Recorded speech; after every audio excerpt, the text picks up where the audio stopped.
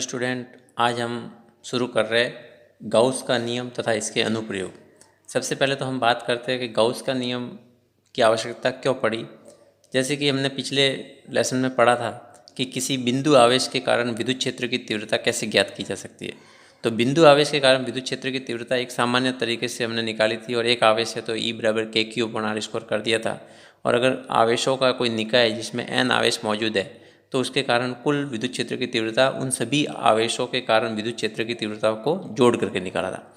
लेकिन अगर कोई ऐसा निकाय है या कोई ऐसी वस्तु है या कोई ऐसी सतह है जिसमें आवेश का सतत वितरण है, तो इस स्थिति में उसके लिए अगर विद्युत क्षेत्र की तीव्रता ज्ञात करनी है तो हमें समाकलन करना पड़ेगा, और समाकलन करना थोड़ा सा कठिन हो जाता है। तो इस स्थिति में परिणामी विद्युत क्षेत्र की तीव्रता निकालने के लिए हम गाउस के नियम का प्रयोग करते हैं।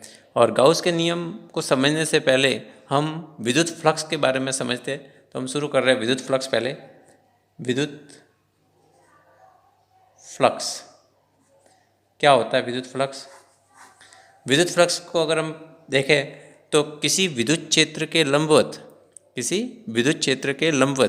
स्थित किसी एकांक पृष्ठ से गुजरने वाली कुल बल रेखाओं की संख्या को विद्युत फ्लक्स कहते हैं। क्या है? किसी विद्युत क्षेत्र के लंबवत स्थित किसी एकांक पृष्ठ से होकर गुजरने वाली कुल बल रेखाओं की संख्या। इसी का गणितीय रूप देखें तो मान लीजिए ये विद्युत क्षेत्र है कैपिटल E जो इस दिशा में है, तो इसके लंबवत या किसी भी किसी कोण पर, मान लीजिए थीटा कोण पर एक क्षेत्र है DS, और ये विद्युत क्षेत्र की तीव्रता E इस दिशा में, और विद्युत क्षेत्र के साथ में ये जो DS है वो थीटा कोण पर स्थित है। तो इसके लिए फ्लक्स का जो मान होगा वो उस विद्युत क्षेत्र की तीव्रता E जिस विद्युत क्षेत्र में मौजूद है वो E तथा अल्पांश क्षेत्र पर DS के अदिश गुणनफल का जो मान होगा E.ds का जो मान होगा वो उस पृष्ठ से निर्गत फ्लक्स d के बराबर होगा। अल्पांश क्षेत्र इसलिए अल्पांश फ्लक्स लिया d। तो क्या कहेंगे परिभाषा के रूप में, फॉर्मूले के रूप में, किसी विद्युत क्षेत्र में उपस्थित पृष्ठ से निर्गत कुल फ्लक्स का जो मान होगा वो उस विद्युत क्षेत्र की तीव्रता E तथा अल्पांश क्षेत्र ds के अदिश गुणनफल के बराबर होता है। d बराबर E.ds। इसमें हम डॉट गुणा करते तो हम जानते ही है कि अदिश गुणनफल में क्या आता है? cos theta, E.ds cos theta. इसको दो स्थितियों में ले सकते हैं। पहली स्थिति, यदि थीटा इज इक्वल टू कितना हो? 0 डिग्री हो, तो क्या हो जाएगा? cos थीटा cos 0 के बराबर को, cos 0 का मान कितना होता है? 1।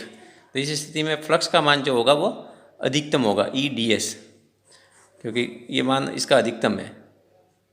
ठीक है। इसी तरह से दूसरी स्थिति, यदि थीटा बराबर कितना हो? 90 डिग्री हो तो cos थीटा बराबर cos 90 डिग्री बराबर कितना आएगा? 0। और ये मान क्या आएगा? d का मान 0। तो इस स्थिति में ये क्या मान आएगा? न्यूनतम। ठीक है। तो इस तरह से इसका मान, अगर थीटा का बराबर 0 है तो इस स्थिति में इसका मान अधिकतम होगा, और थीटा बराबर अगर 90 डिग्री है तो इसका मान क्या होगा? न्यूनतम होगा। इसके बाद में दूसरी स्थिति में हम जाए तो इससे पहले हम देखते हैं इसके मात्रक और विमा। अब इसके मात्रक क्या होगा? अगर मात्रक की बात की जाए तो हम इसका फॉर्मूला हमने अभी लिखा है फ्लक्स का, d बराबर E.ds। अब यहाँ पर E का मान जो हमने पिछले वाले पार्ट में पढ़ा है, E बराबर क्या था? F/Q0, जो विद्युत क्षेत्र की तीव्रता का फॉर्मूला था, कूलाम बल बटे परीक्षण आवेश। तो ये वाला मान इसमें रखे है, तो d बराबर F/Q0 ds इसका मात्रक हो जाएगा। अब देखिए, बल के लिए मात्रक न्यूटन, आवेश के लिए कूलाम, और ये मीटर स्क्वायर, तो न्यूटन इंटू मीटर स्क्वायर पर कूलाम, ये इसका मात्रक हो जाएगा। इसी की विमा देखें तो विमा में क्या लेंगे हम? विमा को देखने के लिए हम देखिए, बल के लिए विमा m1 L1 T-2, metre square के लिए L2, आवेश के लिए A1 T1। इसको हम व्यवस्थित करें, एक जगह लेके आए तो ये क्या बन जाएगा?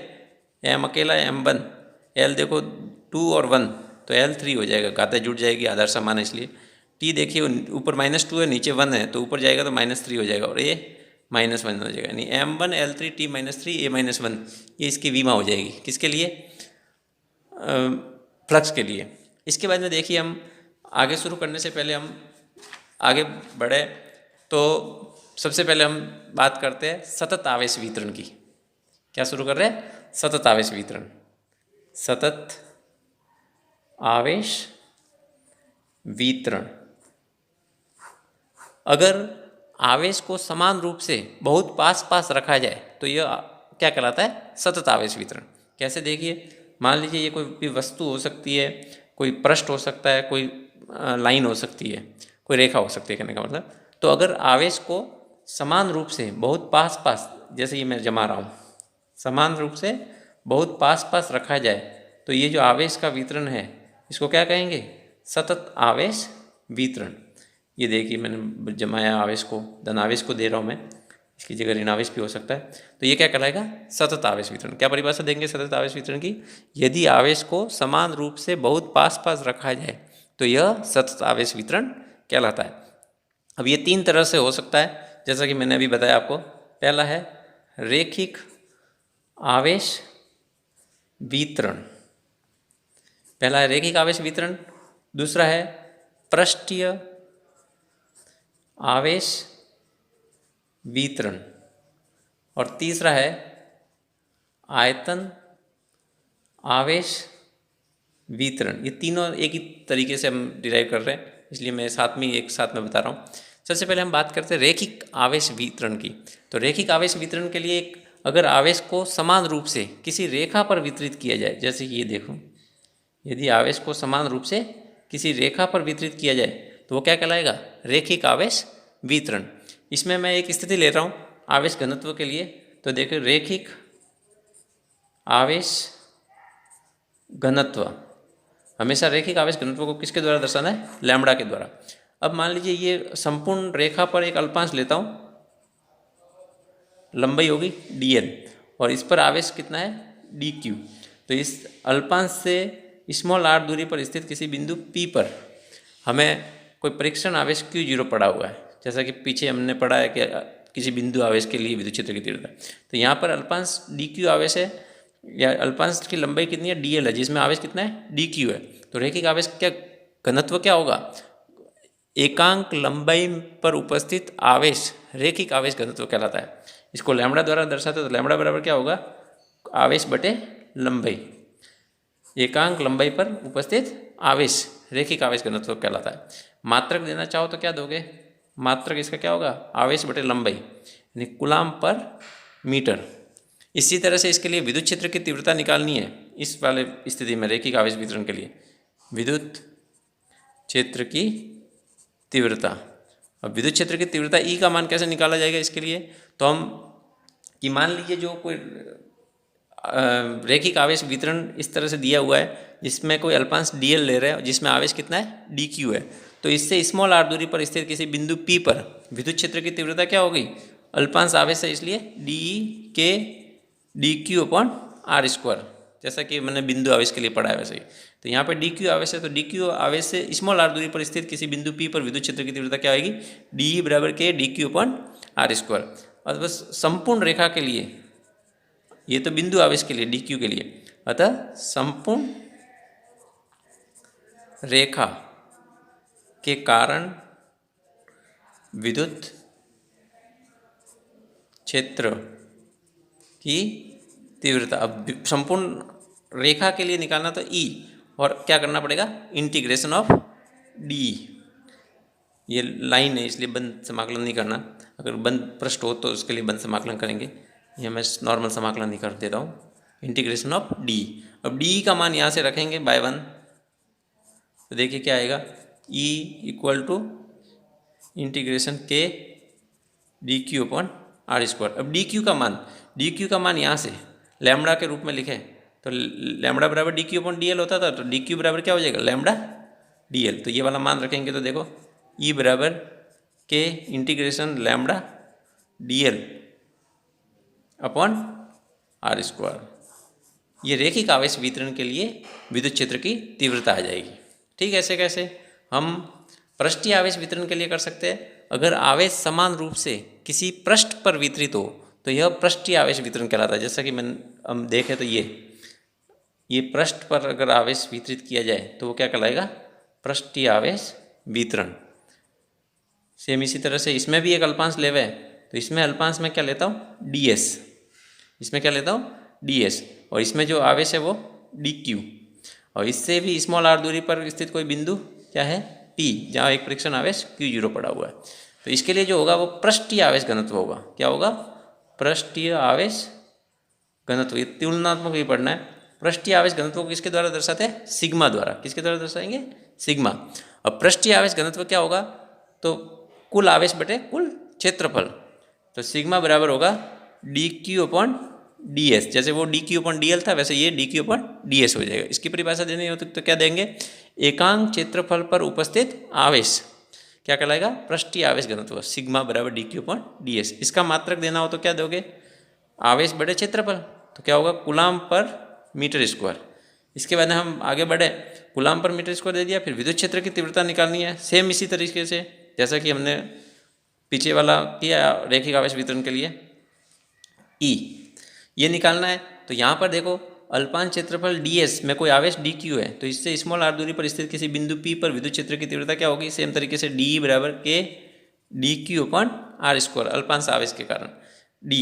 तो संपूर्ण पृष्ठ के कारण जो विद्युत क्षेत्र की तीव्रता होगी, संपूर्ण पृष्ठ के कारण विद्युत क्षेत्र की तीव्रता जैसे कि पीछे किया है, तो ये भी क्या होगा, e इंटीग्रेशन ऑफ dE। अब dE का मान रखोगे तो e integration of k dq upon R square, जैसे कि पीछे किया है। अब डी क्यू का मान जैसे कि वहाँ रखा था, तो यहाँ पर सिग्मा के रूप में लिखना है, तो डी क्यू बराबर होगा सिग्मा डी क्यू का मान होगा सिग्मा डी एस, और ये वाला मान रखेंगे डी क्यू बराबर सिग्मा डी एस, तो ई बराबर आएगा के बाहर निकाल दे रहे, तो sigma D S upon R square, ये इसका रूप हो जाएगा, ई बराबर K sigma D S upon R square. ठीक है, ये पृष्ठीय आवेश वितरण। इसी तरह से आयतन आवेश वितरण की अगर बात की जाए, तो आयतन आवेश वितरण भी ठीक इसी तरह से होगा। अगर कोई वस्तु 3D में है, कोई भी सामान्य वस्तु है, तो वो त्रिविमीय शेप रखती है। तो इसके लिए देखो, यदि आवेश समान रूप से किसी आयतन में वितरित है, तो वो आयतन आवेश वितरण कहलाता है। जैसे देखो कोई वस्तु है सामान्य, तो उसमें आवेश इस तरह से वितरण है, हालांकि ये पृष्ठीय दिख रहा है क्योंकि अपन कॉपी में बना रहे, पेज पे बना रहे, इसलिए हमें पृष्ठीय दिख रहा है, लेकिन वास्तव में ये 3D ज्यामिति है। इसमें मैं एक छोटा ब्लॉक लेता हूँ, ये इस तरह से ब्लॉक ले रहा हूँ ताकि तुम्हें दिखे कि आयतन है। तो यहाँ पे एक अल्पांश आयतन ले रहे dv, जिसमें उपस्थित आवेश कितना है, dq। अब इससे भी स्मॉल r दूरी पर स्थित किसी बिंदु P पर विद्युत क्षेत्र की तीव्रता निकालनी है। तो हम ये इस तरह से ब्लॉक लिया है। तो सबसे पहले इसमें भी आयतन आवेश घनत्व की बात करें, आयतन आवेश घनत्व, देखिए रैखिक आवेश घनत्व के लिए लैम्बडा, पृष्ठीय आवेश घनत्व के लिए सिग्मा, और आयतन आवेश घनत्व के लिए रो शब्द इस्तेमाल किया जाता है। क्या इस्तेमाल करेंगे, रो सिंबल। तो यहाँ पे आयतन आवेश वितरण पहले तो क्या होता है, यदि आवेश समान रूप से किसी आयतन पर वितरित किया जाए तो वो आयतन आवेश वितरण कहलाता है। और आयतन आवेश घनत्व किसे कहेंगे, तो रो बराबर डी क्यू बटे डी वी, कुल आवेश बटे कुल आयतन क्या कहेंगे, अर्थात एकांक आयतन में उपस्थित आवेश, एकांक आयतन में उपस्थित आवेश को आयतन आवेश घनत्व कहते हैं, रो बराबर D Q upon D V. और इसका मात्रक हम देना चाहे तो क्या देंगे, आवेश बटे आयतन, तो कूलाम पर मीटर क्यूब, 3 लंबाइयाँ हो जाएगी आयतन के लिए, तो कूलाम पर मीटर क्यूब। इसके बाद में हम देखते हैं विद्युत क्षेत्र की तीव्रता, जैसे इन दोनों के लिए निकालिए वैसे कि वैसे, तो विद्युत क्षेत्र की तीव्रता E। अब यहाँ पर भी देखिए सेम कि मान लीजिए एक ब्लॉक ले रहे हैं हम जिसका आयतन dv है और उसमें अल्पांश आवेश कितना है, dq। तो इससे स्मॉल r दूरी पर स्थित किसी बिंदु P पर विद्युत क्षेत्र की तीव्रता क्या होगी, dE बराबर k dq upon R square. ये तो एक अल्पांश के लिए आया। अब संपूर्ण आयतन के लिए क्या है, संपूर्ण आयतन के लिए के कारण विद्युत क्षेत्र की तीव्रता, तो क्या आएगा, E इंटीग्रेशन ऑफ डी। अब डी का मान यहाँ से रखे तो क्या आएगा, E integration K D Q upon R square. अब डी क्यू का मान यहाँ से रखना है तो रो के रूप में अब रखना है क्योंकि आयतन के रूप में लेना है। ये देखिए क्या आएगा, तो D Q is equal to rho D V, ये वाला मान रखेंगे तो E बराबर के बाहर निकाल देता हूँ इंटीग्रेशन रो डी वी के रूप में अपॉन आर स्क्वायर। तो देखिए तुलनात्मक हम करें तो फर्क क्या आ रहा है यहाँ पर, लैम्बडा रेखिक आवेश घनत्व के रूप में, ये पृष्ठीय आवेश घनत्व के रूप में, और ये आयतन आवेश घनत्व के रूप में आ रहा है फॉर्मूले में। तो ये इसमें कंपैरिजन है, थोड़ा ध्यान रखना। ये कहलाएगा सतत आवेश वितरण में तीनों तरीके आ जाएंगे। इसके बाद हम बात करते हैं आगे, दूसरा गाउस का नियम इम्पोर्टेंट है, जो परीक्षा में भी पूछते हैं, ध्यान रखना। गाउस का नियम, अब गाउस का नियम क्या कहलाता है? अब ये नियम किसी बंद पृष्ठ के लिए लिया जाता है हमेशा। किसके लिए लिया जाता है? किसी बंद पृष्ठ के लिए। तो ये नियम का मैं परिभाषित कर रहा हूँ। इस नियमानुसार किसी बंद पृष्ठ से निर्गत कुल फ्लक्स का मान उसमें उपस्थित कुल आवेश सिग्मा क्यू तथा निर्वात की विद्युतशीलता एप्सिलॉन नॉट के अनुपात के बराबर होता है। निर्वात की विद्युतशीलता पढ़ी है तुम लोगों ने पीछे, और कुल आवेश जितना भी उसमें आवेश होगा बंद पृष्ठ में, वो सारा आवेश, जैसे ये Q1, Q2, Q3 dash dash Qn, ये इतना सारा आवेश है। तो उसके लिए कुल फ्लक्स का जो मान होगा, किसी बंद पृष्ठ से निर्गत कुल फ्लक्स का मान उस बंद पृष्ठ में उपस्थित कुल आवेश, तो सिग्मा क्यू का मतलब इन सभी आवेशों को जोड़ दिया, इन आवेशों को, सिग्मा क्यू अपॉन निर्वात की विद्युतशीलता के अनुपात के बराबर होता है। वापस मैं बोल रहा हूँ, इंपॉर्टेंट नियम है। इस नियमानुसार किसी बंद पृष्ठ से निर्गत कुल फ्लक्स का मान उस बंद पृष्ठ में उपस्थित कुल आवेश सिग्मा क्यू तथा निर्वात की विद्युतशीलता एप्सिलॉन नॉट के अनुपात के बराबर होता है। ये गाउस का नियम है। अब हम गाउस के नियम की उत्पत्ति करते हैं, ये भी इम्पोर्टेंट है। गाउस के नियम की उत्पत्ति या व्युत्पत्ति कह सकते हो। तो सामान्य रूप में हम करें तो मान लीजिए कोई बिंदु O है जहाँ पर कोई आवेश Q पड़ा हुआ है। चित्रानुसार मान लीजिए किसी बिंदु O पर कोई आवेश क्या पड़ा हुआ है? Q। तो इस बिंदु Q के कारण या बिंदु O पर उपस्थित आवेश Q के कारण r दूरी पर स्थित किसी बिंदु P पर विद्युत क्षेत्र की तीव्रता क्या होगी, हमने पीछे पढ़ा है। तो क्या आएगा? E बराबर KQ/r²। ये नंबर 1 दे दो। अब हमें गाउस के नियम की व्युत्पत्ति करनी है इससे, तो इसके लिए हम क्या करते हैं? तो इसलिए हम क्या करते हैं, एक स्मॉल r त्रिज्या के बंद गोलाकार गाउसीय पृष्ठ की कल्पना की जाती है। ये देखिए, एक गेंद कैसे होती है, वैसे फुटबॉल के समान एक बंद चारों तरफ से गोला बना दिया। तो इसके लिए क्या करते हैं, हम एक स्मॉल r त्रिज्या के बंद गोलाकार गाउसीय पृष्ठ की कल्पना करते हैं। स्मॉल r त्रिज्या के बंद गोलाकार गाउसीय पृष्ठ की कल्पना करते हैं। अब आवेश इसमें कितना पड़ा है? Q। आवेश केवल कितना है? Q।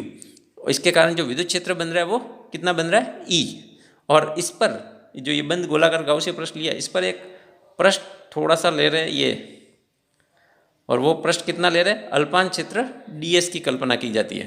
अल्पांश क्षेत्र कितना लिया जा रहा है? ds। इसके कारण जो विद्युत क्षेत्र बन रहा है वो E बन रहा है, जैसा कि मैंने लिया है। तो ये विद्युत क्षेत्र E और अल्पांश क्षेत्र ds लिया इस बंद गोलाकार गाउसीय पृष्ठ पर। तो इससे निर्गत फ्लक्स क्या होगा इस अल्पांश क्षेत्र ds से? तो वो क्या होगा, जैसा कि हमने पीछे पढ़ा, d फाई बराबर E dot ds। d phi बराबर E डॉट ds। इसमें हम डॉट गुणा कर रहे हैं तो d फाई बराबर क्या आएगा? E ds cos theta. ये नंबर 2। ये तो हमने अल्पांश के लिए किया। अब संपूर्ण गोले के लिए, तो ये अल्पांश क्षेत्र इसके ds के लिए फ्लक्स, ठीक है, निर्गत फ्लक्स आ जाएगा। अब अतः संपूर्ण गोले के लिए निर्गत कुल फ्लक्स, अब निर्गत कुल फ्लक्स क्या होगा संपूर्ण गोले के लिए? तो क्या आएगा? फाई बराबर इंटीग्रेशन ऑफ, अब ये बंद पृष्ठ है तो बंद समाकलन लेना, इसमें विशेष रूप से ध्यान रखना। इसमें अपन क्या लेंगे? बंद समाकलन, integration of D phi E या डी फाई एक बार तो ले लेते हैं, ठीक है। अब यहाँ से डी फाई का मान बाय 2 रखें तो डी फाई का मान क्या आएगा? Integration of close integration E D S cos theta. क्या आएगा? ई डी एस कॉस थीटा। अब ई का मान बाय 1 रखें तो फाइव बराबर इंटीग्रेशन के Q upon r² D S cos theta, ठीक है। अब इसमें से देखिए के क्यू बाहर निकाल दो, integration of D S cos theta upon r²। और ये जो integration of D S cos theta मैंने लिखा है, इसमें जो डी एस कॉस थीटा है ये घन कोण कहलाता है। क्या कहलाता है? घन कोण। तो देखिए घन कोण क्या होता है ये भी मैं यहाँ लिख लेता हूँ, तुमने 11th में पढ़ा है शुरुआत पहले लेसन में, घन कोण ये होता है डी ओम द्वारा दर्शाते, किसके द्वारा दर्शाते, घन कोण को डी ओम, और ये होता है D S cos theta upon R square. ये कैसे बनता है, तो यहाँ पे जो अल्पांश क्षेत्रफल लिया डी एस, यहाँ से केंद्र को मिला है तो एक शंकु बनेगा, ये चारों तरफ से निकलेगा और ये पूरा, तो ये शंकु के रूप में ये कटेगा पूरा, और शंकु के रूप में जब जाएगा इस तरह से, तो यहाँ पे जो कोण बनेगा इसका, ये घन कोण कहलाता है डी ओम। ठोस के कारण उसके केंद्र पर जो बना, यानी पृष्ठ द्वारा उसके केंद्र पर जो बना कोण होता है वो घन कोण कहलाता है डी ओम, और इसका मान D S cos theta upon R square के रूप में होता है। तो इस तरह से ये जाना जाता है। तो यहाँ पे इसका मान रखे घन कोण का, तो के क्यू इंटीग्रेशन ऑफ डी ओम। अब ये जो इंटीग्रेशन ऑफ डी ओम है ये एक सामान्य है, एक छोटे से अल्पांश क्षेत्र डी एस के लिए। अब हम संपूर्ण गोले के लिए करें तो इस घन कोण का मान आया है संपूर्ण गोले के लिए, तो ये इंटीग्रेशन ऑफ डी ओम क्या आएगा 4 पाई। संपूर्ण गोले के लिए जैसे एक बिंदु पर बनने वाला जो कुल कोण होता है वो 360 डिग्री होता है, ठीक ऐसे कैसे ठोस गोले के लिए जो संपूर्ण गोले के लिए जो घन कोण होगा वो कितना होगा 4 पाई। ये भी तुम लोगों ने 11th में पढ़ा है, तो ये वाला मान रखे। और साथ ही साथ मैं के का मान भी रखता हूँ, के का मान अपने पीछे आया कूलाम नियतांक 1/4 पाई एप्सिलॉन नॉट, तो फाई बराबर क्या आएगा 1/4 pi epsilon not Q into 4 पाई। तो ये देखिए क्या आएगा 4 पाई से 4 पाई कट गया, और 4 पाई से 4 पाई कट गया तो क्या आएगा 4 पाई से 4 पाई जैसे ही कटेगा तो ये आएगा फाई बराबर क्यू अपॉन एप्सिलॉन नॉट, और ये कहलाता है आपके क्या कहलाता है गाउस का नियम, फाई बराबर क्यू अपॉन एप्सिलॉन नॉट। ये ध्यान रखना, यही गाउस का नियम है, ठीक है। इसके बाद हम आगे बढ़ते हैं, गाउस के नियम को ही एक दूसरे तरीके से व्युत्पन्न कर रहे हैं। गाउस के नियम कूलाम के नियम से गाउस के नियम की व्युत्पत्ति। अब कूलाम के नियम से हम गाउस के नियम को कैसे व्युत्पन्न कर सकते हैं, तो वो देखिए किस तरह से होता है। कूलाम के नियम से गाउस के नियम की व्युत्पत्ति।